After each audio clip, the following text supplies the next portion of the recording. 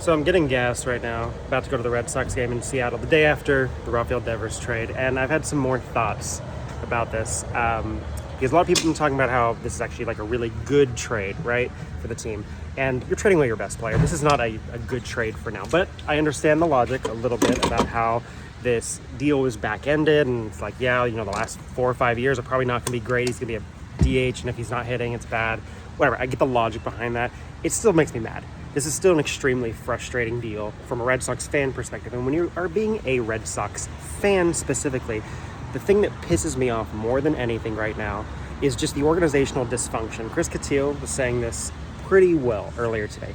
And it's just they're so up and down in their philosophies on how they want to do things. They screwed up the Mookie trade, and so they wouldn't sign Devers. Because they're like, we need to do something for the fans. We need to make it up for them. And then they just trade him.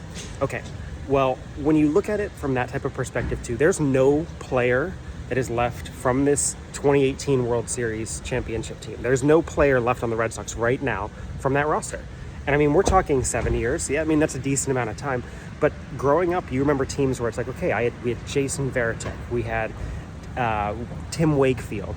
We had David Ortiz. Manny Ramirez was here forever. Trot Nixon was here forever. Kevin Youkilis felt like he was here forever. We had career-long players. They spent their whole time with the Red Sox. And as a kid growing up, I remember being like, this guy's going to be here forever. This guy, maybe he's going to hit 500 home runs someday with David Ortiz. Like, you're dreaming about this. Maybe he's going to make the Hall of Fame someday with a Red Sox hat on.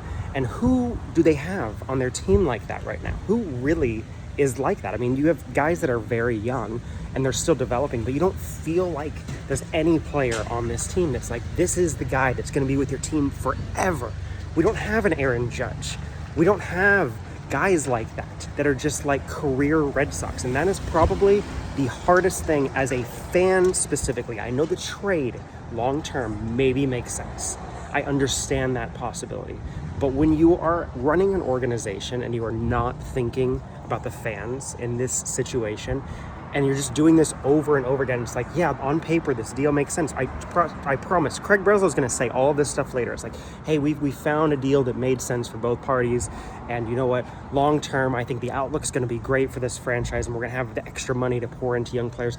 You continue to mess things up as an organization over and over and over again, and it comes at the cost of the fan. And that is the most frustrating part about this whole situation.